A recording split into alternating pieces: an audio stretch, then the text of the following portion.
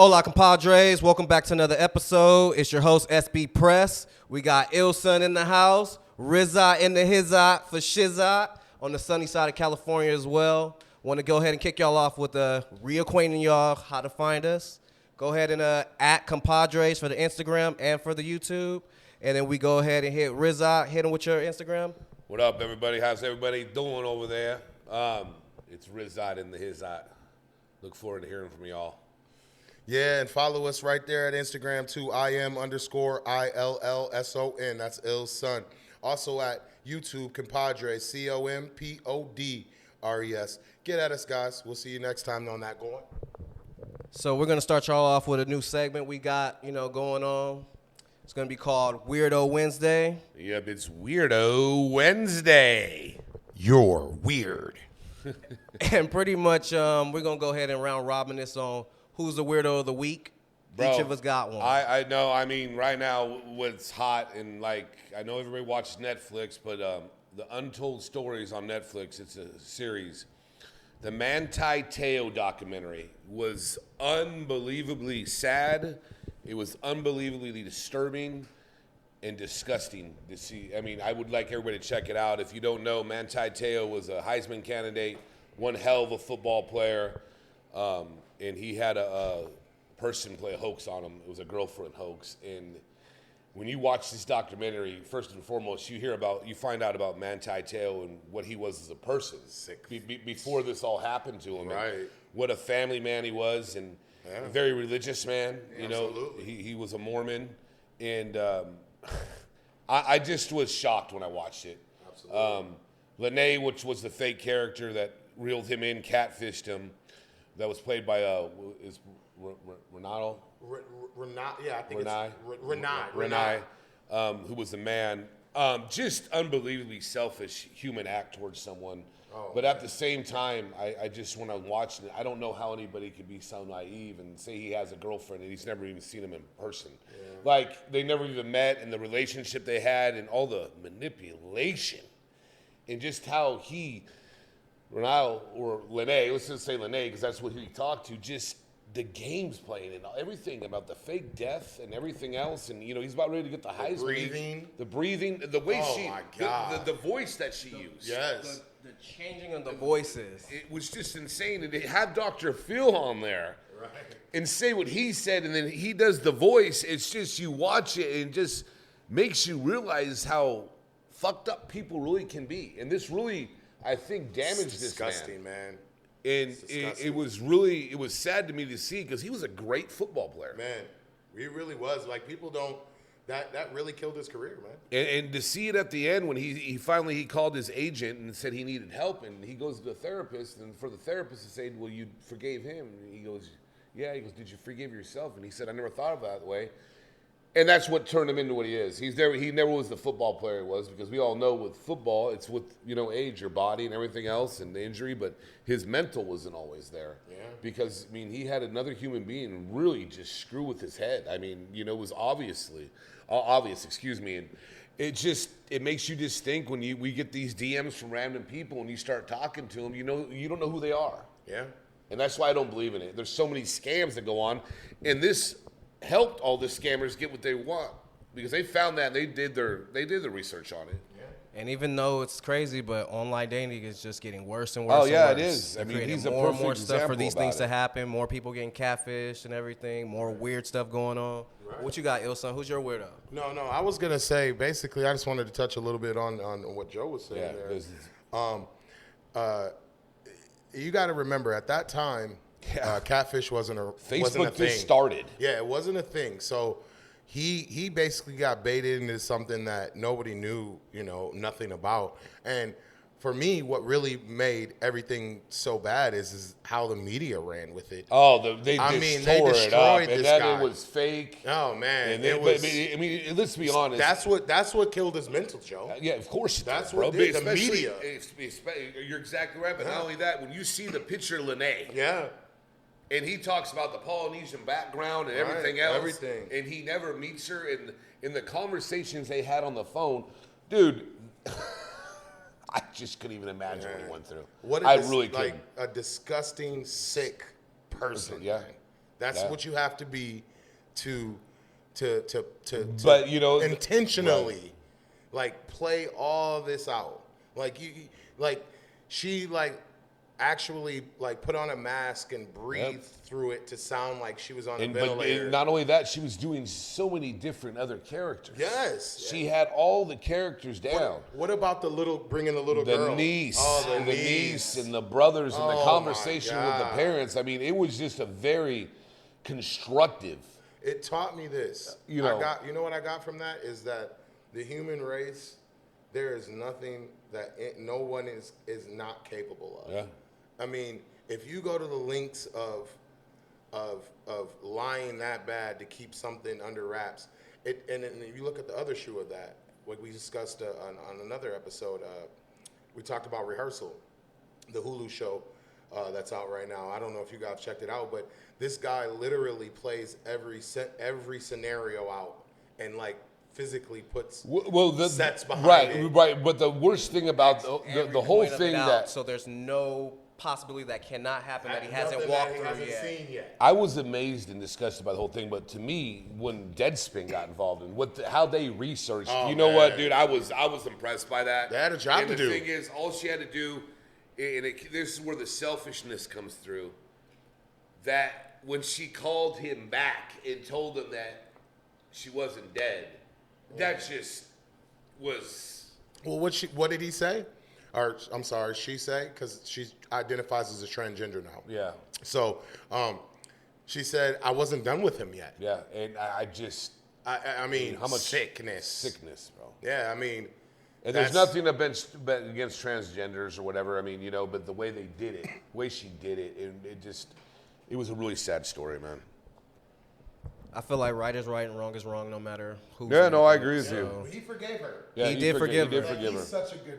No, he's a good person. He's a great human being. He's a man of God. He's a man of faith. I know his inboxes are full of people that have seen this, and we're like, hey, man, sorry for the way I perceived you, and you're a great man. Like I've seen people say that they've done that because but that goes back to what the media is. They don't always share all the facts, and that's why I think it was great for him to do what he did. Well, did you hear what the reporter said? I forgot her name. The lady reporter that had been following him since high school. Yeah. You remember what she said? She said he lost out on about $11.3 million. He didn't go first round. No, he didn't.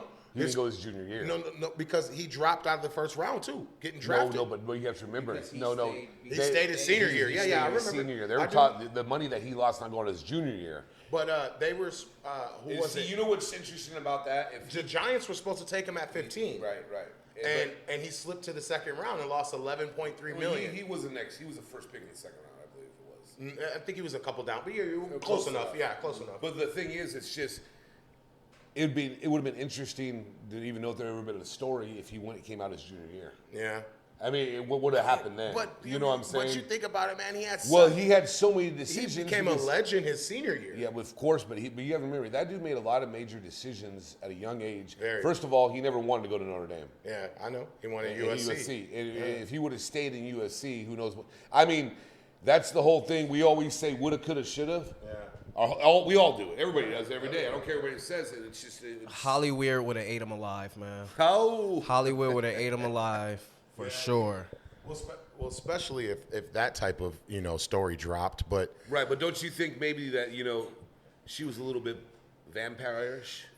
Yeah, I do. Do you? I do definitely. But I just want to slide into who I'm gonna give my Weirdo Wednesday to real quick. And, it's not as crazy as Joe's, but I just have to say this. So I grew up in Michigan, the Midwest, and there's a very, very, very popular amusement park called Cedar Point, right? It's just like Six Flags or anything. Has better roller coasters, best in the country. But long story short, this weekend, I'm going to set the tone for you guys. Imagine you're at an amusement park with your family, right? A couple kids, whatnot, riding the rides. You decide, hey, I'm gonna go on the Ferris wheel. You get on the Ferris wheel, riding around with your kids. You look over and you see one of the carts that you're in, shaking furiously, and you see some naked bodies. You have to explain this to your kids. So I couldn't find their names, and trust me, I looked. But I'm giving my Weirdo Wednesday to the couple that got arrested for having sex on the Ferris wheel in midday on the weekend at Cedar Point in front of everybody. That's my Weirdo Wednesday, because I'm looking at it like this. Come on, guys. These are kids, and you're out here having what God knows whatever. They must have been having some good shit. They must have been a good one or whatever, because that's just insane, bro. I mean, insane, and it really disturbed a lot of kids. I mean, hundreds of kids complained. You have to think the counseling that's going to happen. So the Sandusky, Ohio couple that was arrested, you get my Weirdo Wednesday this time. I like that Weirdo Wednesday because now I think, like, man, I don't think mine is going to level up to yours. Man, but whoever you think. My Weirdo Wednesday is a little light. It goes to Pete Davidson.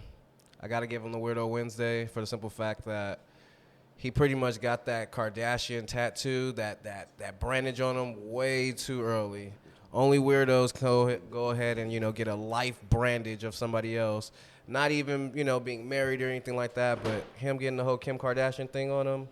Yeah, that was a big weird move. It's too early. Too much stuff was going on. It just seemed too much like a scripted SNL thing going on. The whole thing. You also, let's be honest. Don't you think that he was a little vampire-ish? I mean, I already brought this up once, but vampire-ish. Yeah. I mean, here's a little bloodsucker. They're sucking him into their fangs. I mean, right? Yeah. How do you guys all feel about vampires? Well, did you guys, catch Day Shift? Were you guys able to catch Day Shift or anything? Yeah, I did. How'd you guys, before we go into the, how'd you guys feel about Day Shift? I'm not a big horror guy or vampire guy. I mean, I have my beliefs in vampires. I mean, obviously they exist because someone at some point in, history saw it. It was documented and something happened. So eventually, obviously I believe they do live. But as far as the movie goes, I really don't watch that genre. I watched it because it was on Netflix and I was chilling when I got off work and I was like, okay, I'll go through it. And I'll tell you this much. If Snoop didn't get involved in the script, I probably would have jumped ship. Because he was just funny. It was hilarious. The character he created. It was fun, but, at the end of the day, it's a little cheesy, but that's what they're supposed to be. But it was also a little fun, I'm not going to say I wouldn't watch it again, but it's not on my fucking top 50 of hated films of all time or anything, or the films I disliked. Right. I think it was good. I enjoy turning, fangs into change. That was kind of cool with the little concept. They pull out the fangs from people and then turn them in for money. Yeah. But that was different.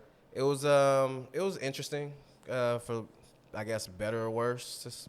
I just felt like it was one of those things to where it was just going more on the action. So what do you think about vampires, bro? What's your call on that? I believe those type of things exist. I think Dracula was an actual. Yeah, there you go. It was a true story and everything like that. Individuals. I can go in, but with adrenochrome, there's a lot of different things that goes into vampirism. Yeah. So to a certain extent, I guess I can say, yeah, I believe in it. You had a lot of people back in the day who thought, the purest blood of the youngest would actually give them more life or whatever. So that's where it kind of existed and started with. Yeah. I totally understand that, and this is a funny topic to be talking about because it's kind of, fiction and nonfiction. You can kind of go between the both, but if you talk about Transylvania, actual country and place, and like to touch on what P said as well, as far as, blood of the youth. In some parts of Africa now, they attack albinos and kill them in GTA, you know what I mean? And they crush up their bones because they think their bones give them more power because their skin is lighter, So you got a bunch of stories that have been passed down. So, but as far as believing in a vampire, it's kind of hard for me to believe, to be honest with you. I just think it was, a good character. Something built, a novel, a story. Because I mean, if you think about a physical, the physical specimen of a vampire sucking blood through its teeth and not having any heartbeat or no shadow or any of the stereotypes that you hear with it. I think, I mean, the whole garlic reference has always been very interesting. It's to me just about funny it. to me. I mean, it's just the garlic has always gotten me. But like I said earlier, it's one of those things like you sit on it. It's like you're on the fence about it. Like were there really vampires? Are there? I mean, it's just it's one of those things that keep you guessing. Well, you know where it drives from? It drives from Vladimir. What's his last name? He was the Russian. But this was before Russia was Russia. This was when it was kind of when Greece had broke off and Romania and Europe had split. He challenged Genghis Khan. Khan. Sorry about that. Genghis Khan, in basically taking over territory. And what he would do, they named him Vlad the Impaler. And I'm sure you guys have heard of this. So what he would do is he would take the heads of his enemies in GTA and put them on a spike, and he would put them out in front of people, and thus he kind of got this vampire-ish ordeal. So that's basically where that came. Well, we sit here and we talk about all vampires and everything, but if you look at musicians, I mean, look at Ozzy Osbourne. You How got high some was this bloodsuckers guy there when he was eating bats on stage? I mean, that's vampire-ish, right? Yeah, but then you also, but then I'm also wondering, what's causing that? So then I have to ask the serious question. Next question is drugs causing that? Or is drugs a creativity or a way for musicians to kind of lock in and improve on certain things? Well, obviously, can there be everybody positives knows to it about. as well? I mean, we look. I just said Ozzy Osbourne. Well, Jimi Hendrix. I mean, but you talk about Ozzy. I mean, he was obviously high when he was doing what he was doing, right? That made him Then you creative have Kurt enough. Cobain That made him creative enough to make everyone knew about him for that. So I think creative, people being creative, that's where it comes from. Yeah. You say Chris Farley? Chris Farley's another. Chris Farley for sure is another one. Man, Lance, I know you got something on that one. I know you got something. Well, everybody knows the Farley story. I mean, that was just insane. Yeah, I mean, I look at it like this, man. Like definitely a lot of creators, and that's what it is. I don't want to say, and I'll say artists, because it's not just musicians, actors. There's a bunch of creative minds, entertainers, painters. But I'll bank it down to creative, because all that takes, you have to be a creative person to be able to, make something out of nothing. So basically, I look at it like this, man. If you look at history, man, some of the greatest music you've heard, some of the greatest actors and scenes you've seen, these people are highly induced and on drugs, and it kind of gets you. It kind of taps into another part of your brain where you can, free flow with. I mean, I think I might be right on this. Oil Can Boyd, the pitcher for the Boston Red Sox. I don't know if he pitched high on acid. Yeah, he pitched high on acid. I don't recall the outcome of the game, but I just know that for a fact. I think he threw a no-hitter. I think you're right. But then you got hoopers like Matt Barnes and stuff that would, smoke before the game. Before the game, and we're talking about people. You got, Marshawn Lynch came out and said he did Hennessy shots before the game. I mean, they all. I believe that, everybody's creative when they're on that to a certain extent. Jimi Hendrix created some of the best music you can ever think of on heroin. Yeah. You got, even if you go to nowadays, some of your favorite rappers, that they all sip lean. And if you don't know what lean is, that's promethazine, it's cough syrup, and they sip it to get a sleepy buzz. But do you think that's creative for them? It is. Yeah. I'd look at that as just like a knockout. No, bro, it's really, bro. I'm telling you, these guys are making millions of dollars off of that vibe. Some of them can't even rap without being on it. Percocets, whatever type of things you want to talk about. Yeah. But my bigger question is Joe. Yeah. So you being, having the acting background there that you do, what if you do a drug per se? What kind of feelings, or do you feel a I stronger don't sense of your creativeness? I mean, or maybe I should go that route. I never really have done it. I mean, I've never done it where I've done any drugs, performing or anything. I've just never done it, and I don't know. Maybe I should. Maybe it'd help me out. I don't know. I mean, I've never done that. what about like even just smoking weed? No. I've never always been chill. I just sober when you create. I'm not. But there's a lot of. I mean, I can't. I'm not going to go down the list. Well, you write scripts and stuff too, right? No, I mean, you I've don't been write. involved in script writing and trying to help out. right? But So, I mean, at that point, do there you get has any- been, people get, you get ready to smoke a little weed, you start writing stuff down, and you see what can happen with it. I know a lot of people are like that, and I've Right. done it. I mean, it does help you out. But no, I'm. Yeah, that's not nothing that's Maybe I been. should try. You want to Right. help me out with that? You know what I mean? Oh, I can definitely help you maybe out. Maybe that's the key. I mean, but I'm gonna shoot that back to P. So, hey, is there anything that like, because you're with your creative process and you've been doing this for so long and so many things that you've tackled in life and been successful at, what kind of contributions have you had from that realm? Has anything given you any kind of creative process that's benefited yourself? Well, if anybody knows me, they know me and Mary Jane got a relationship. And she's very helpful. Right. Definitely helps me. I think the jury's still out on that. But I think that's one opinion against another. There you Again, go. That's an open opinion. because then okay. Because I'm not going to be like Aaron Rodgers and put the locker room shit on the street right now. that's one opinion against another. If No, like I said, I'm not going to put anything out on the street right now. I'm a fully functional individual. I'm not here falling asleep from it. I'm not here leaning over in the chair. I'm actually sitting up straight. And to be honest with you, like I said, I operate pretty well, pretty mellow, pretty open-minded. I'm already a visual and very, very intellectual person when it comes to just observing things and stuff like that. But it does help with memory for me. It doesn't cause memory losses or anything like that. That was always a strange study to me. So for me also, it's also I wouldn't even say a muscle relaxer, but it can be physical relaxing at certain times. Let me ask you a question now. I know you're a big time smoker, and not to put your business on the street. Oh no, everybody knows me and Mary Jane got that thing. When you are high and you got the munchies, what's your go-to? Ooh, okay. For me, always, it's chicken wings, man. Okay. Like chicken wings. It don't even have to be for any reason at all. Chicken wings, mainly hot wings. I'm a hot wing guy. Okay, bone in or bone out? Ooh, I'm gonna have to say bone in only. Okay. Bone in Lance, only. what you think about this debate? With the ranch, please. Lance, let me know. Man, all right, so I'm going to say it like this.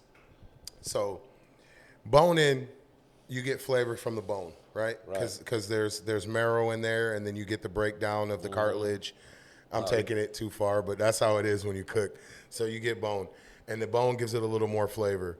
Boneless is just going to be an easy way to eat it where you don't have to eat around a bone. So if I'm going to say, to be honest, I'm going to go bone in because I want more flavor with my stuff, to be honest with you. So, I mean, I will eat boneless. I like chicken strips, chicken tenders, and that type of thing, but okay, do you like boneless wings?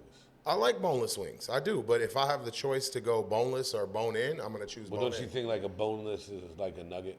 It is like a nugget, and it's easy to eat. That's the thing. You put it in your mouth. That's why Right. kids eat it. It's funny because when we brought this up, I work in an establishment. We sell a lot of wings, and if anybody hasn't known or been under a rock, there's been a lot of wing shortages lately, a lot of chicken shortages in dealing with that. And people love that bone in. Now with me, it depends how hungry I am or what I'm doing, but I prefer bone in. I hear you, man. It's like that Cat Williams joke. How are they a chicken shortage when every chicken has 2 wings, 2 legs? Right. How are we having a wing shortage? So what, they just are running around with no And the whole thing is like, is there really a boneless wing? I mean, seriously. I mean, that's.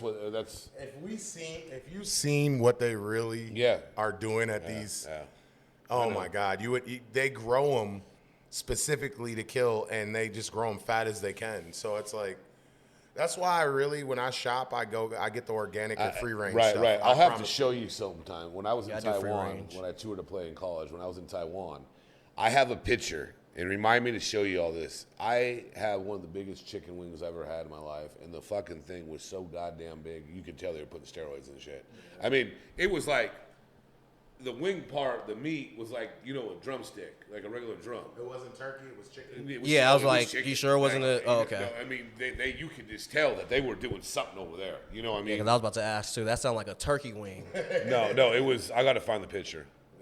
Man, but you know, speaking of wings and stuff, we getting ready for, you know, the most important sports season for some, football season. You know, so wings is gonna be going down with them things. Yeah, but that's for sure. I want to know, you know, is anybody in the fantasy football? Because are you gonna do a regular thing, or are you gonna do some draft leagues, some draft kings, some, you know, some? Have Lance start off with that one. Yeah, I totally get you, P. You know, the question posed, you know, is do we really like, what's better? Are we going to do friends fantasy leagues where, you know, you get together with the homies, or are we going to just bet on DraftKings where you can bet every game and don't have to involve anybody else? Now, for me, it's dependent on what you're looking for in this. If you're looking for camaraderie and having like friends that you're talking to every week and you're going back and forth about whose team is better and, you know, workplace environment, then fantasy football is the way to go. But, you know, if you're at home and you're betting and you're not involved in any of that, then you just want to try to win a little bit of money and watch the games in peace, then because fantasy football does do this. It makes the game so you watch all day. Will change your fucking life. Every game. If you got 3 fantasy teams going, you got the same player playing on your squad. You looking them. for trades? I mean, it's just, here's my thing. Here's my Every point. week, the wire. Here's For my real. point. Injuries. Here's my take on this point, real quick. I've won a couple leagues. I've finished second a couple times. I was in a couple big leagues that it was so much fun every year. Commissioner. I won our last league. No, well, you won the last league we were in, but I won before that. I, whatever. I wasn't in it. But whatever, that's fine. But the thing is, the camaraderie changed, and online changed it. We used to do a big draft. The last time we went to it was the league I was in. They would have chili, beer. They had the board. It was fun. It was festive. Everyone was cool. You got to see everyone every year. Any wings? Yeah, of course there was. Okay, good. Just making sure.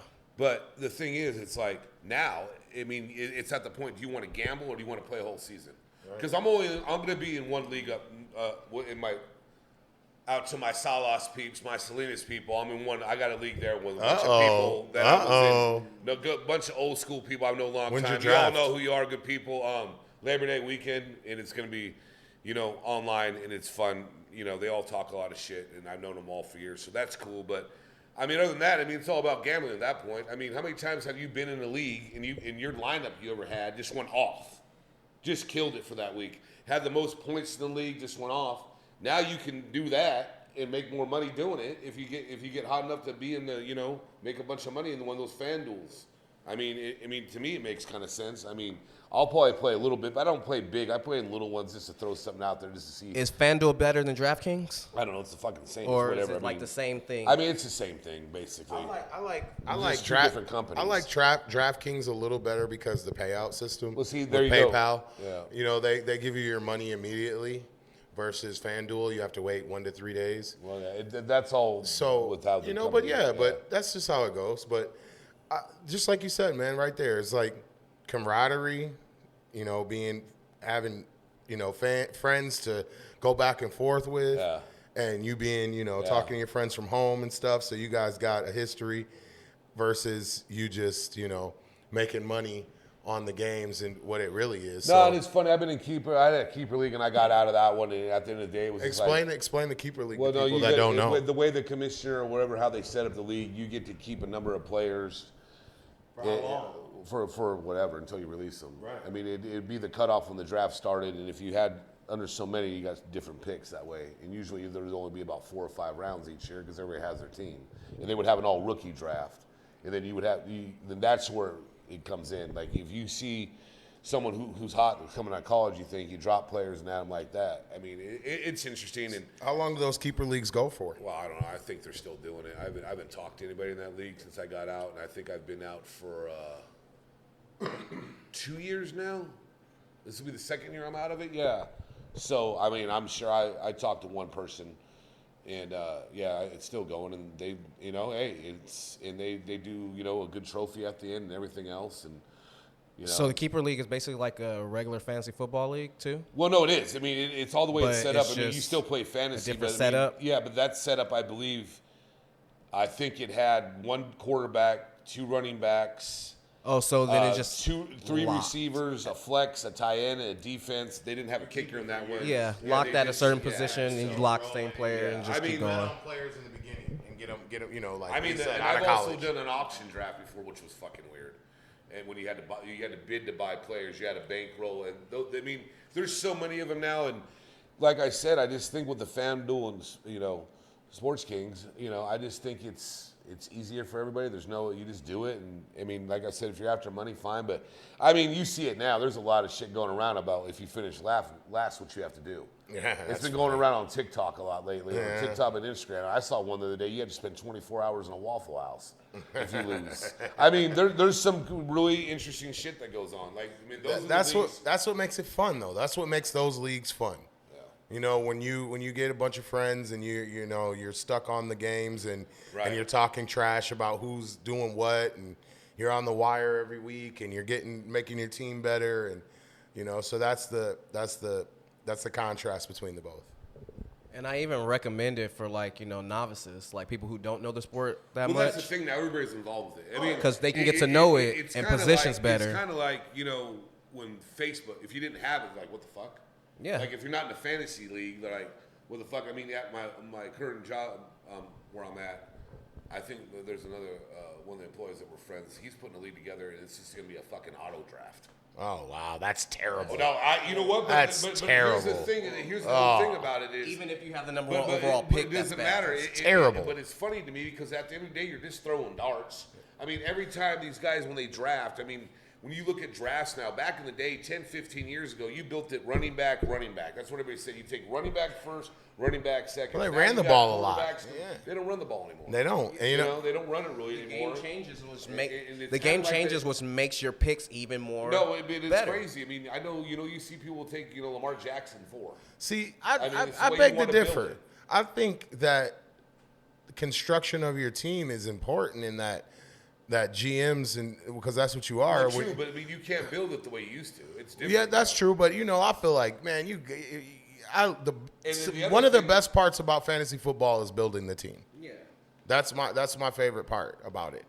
And then everybody talks about how good they drafted this and that. Half the time you don't even have the same team because of everything that happens. I mean, it's all about points. And I mean, players if you were in a keeper league like I talked about, think about. And I had You had Deshaun Watson, didn't you? I had Deshaun and I had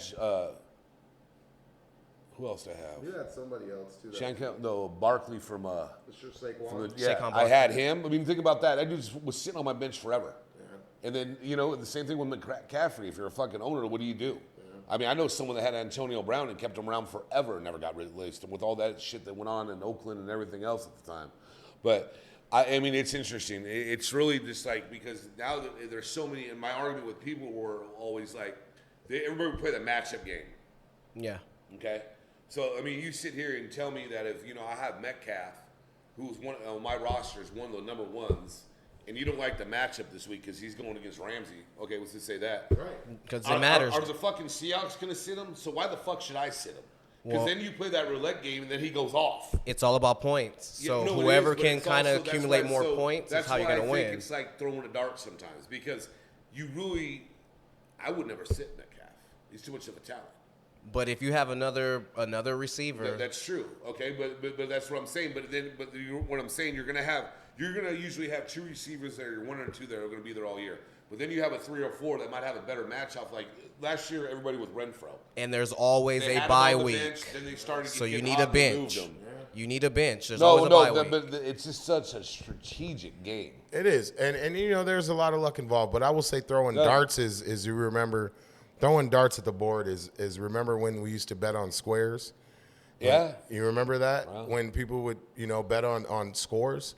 So, you'd have the squares lined up and everybody would buy a square. So you'd have 7-3 or 4. No, I and, mean, we play. you My know, buddy like, plays in one of those that it's like that's- huge money every year. Yeah, but- it is huge money. And but I remember there was one dude in our that's draft. throwing a dart He at the would board. fucking get like when it came down to kickers and defense in like the 16th, 17th round, whatever the fuck it was, he would get 3 names. He put them on the fucking wall. I don't know. Let's just say it was fucking Atlanta. You're really fucking effing Cleveland. right now. Jesus. Well, it's football. It's football. So it'd be Atlanta, Cleveland, Carolina, and then some kicker. He'd put them up on the wall and throw a dart. Whichever one it hit, that's what his pick was. Right. You know what I mean? Because you get to that point where it's like, that's what it is. I mean, I think there's things you can do to better your odds. Well, no, So- I mean, it all depends if it's a 10-team, 12-team, who you in, what's the buy-in, what's that, what's this. So you always notice the people that lose in fantasy football are the people that don't make any moves, that just let their team sit there No trade. and they Yeah, but don't. I mean, No yeah, pickups, no exactly. drops. No wire picks, no trade. Like you said, like, I and remember then I made they'll one start of the- people that are I hurt. remember I made Have one you of the seen worst that? trades All ever. the time. People start people I that traded are hurt. I traded so much of my team for Cadillac Williams one year, and I Whoa. Auburn. I remember. Yeah, Bucks, I mean, great it's running just, back. Like I Yeah. said, it's just people get really into it, bro. They just I was a big Cadillac it Williams is fan. fine. And it's like I said, I'm in one league and I'm fine with that. Well, squares were fantasy football before fantasy football, right? Squares have been going on forever. I mean, I remember when I was a kid. I mean, Squares. My have been dad going was on. doing. I think Squares have probably gone on for the Super Bowl for the beginning of the time. They were like numbers, right? Back in the no, day, it's just the same thing. Have you, like run numbers, like They're playing their lottery. the lottery. Yeah, and it's that's all shit. you're doing is you're just marking your name down and hope Pay something hits, the and that's it. 25 and then hope it hits. I know some people hit a lot of. I was. Oh, on- man. Yeah. Wow, we used to. Oh man, we would get gifts if the numbers hit, you know. So definitely, I remember those times. Definitely, man. But these days, man, you know what I'm really disappointed in though, is how I would love to be able to actually bet on the sports book like other states can. Like Vegas. It's sad that we can't. Well, no, it's. I want to download the app, But you and know, bet. but you know what? It's. I don't Coming, want it to but be you know, fantasy. you know what's coming up, right? Yeah. It's coming up in November. Well, I seen And the they proposition should've- they're already- doing. They should already had their. It's- It should already happen. I remember when this happened. Monmouth Park, which I don't expect you two to know, is in New Jersey, and it's a racetrack. Gotcha. Okay, it's also a casino. Gotcha. When the federal law passed, Monmouth Park was fucking open 2 weeks later. So, I mean, are you kidding me? Like, I think the racing season for horses is around that time. You fucking go to the track all day and bet football, and I bet football at the same time. You can do whatever you want there. Yeah. You know, I mean, that's the whole thing. And We should be able to do it. and Should I think there's nationwide. I think there's a major corporation casino out there that probably already planted their flag in LA, or they have places, or they're talking about the Indian casinos to do it, Yeah. or something. But it needs to happen because it's one of the oldest things in the game to do. It is. And people enjoy it, but And there's also a danger behind it. There is, but I like steak and all those stuff too. Like I want to be able to bet slots and all that stuff. No, I here. mean, I just want to say, like, I'm trying to go to, if anybody doesn't know, I'm a huge Raider fan. I am part of the Raider Nation. And I'm proud to say that. I want Tell them to. about your tattoo, buddy. No, I don't. Well, that's for a different day. I want to stay on this topic real quick. and the thing is like, I want to go to a sports book and hang out. Like, if I don't go watch the Raiders in person this year, I want to go hang out in the sports book, Right on. make some bets. And like I said, you don't have to make huge bets. It is, big money makes big money, they say. But at the same time, I've seen small money make big money. It's just having fun with it. How awesome would it be if you pop your MacBook open and get on MGM Sportsbook and bet at the house? Yeah, I mean, and that's the whole danger with it, because it is. But I mean, that's where we're at. But at the same time, I want to sit in one and deal with cash and just sit in a book. I want to go do that. I want to be able to bet without the whole 4-hour tour to Vegas. Well, I want that here. But what I'm talking, like but the no, Keno that's what, setting, but right? you're missing what I'm saying. I'm saying that's what I'm saying. LA probably has. There's probably a flag planted out here to have a book to go and hang out at. That would be fun. That would be fun. I mean, it's Los Angeles. There should. I mean, like I said, I'm sure it's already going on. So we'll see what happens. Yeah, we will. I think the way it's trending is that it will open up for that. So we'll be in a good spot, I'm sure. Definitely, man. Man, so this whole betting and gambling stuff just got me thinking it's time for a Vegas trip. And basically, compadres, y'all better go ahead and get y'all money right. Fantasy football is coming up. Put your money where your mouth is. And like that, compadres, I'm going to go ahead and finish us off so I can bring y'all on back. Make sure y'all please like, subscribe, leave a comment, because we definitely respond. Anything's good, anything's bad, all of it's going to a positive direction. Make sure you follow the @Compadres YouTube as well as the Instagram. Go ahead and get with Lance's Instagram @_Ilson_ ILLSONIM_. and then hit Rizad in the Hizad. You can hit me at Rizad and the Hizad on Instagram. I hope you all have a good week, and thank you for listening. See y'all next time, compadres. That's weird.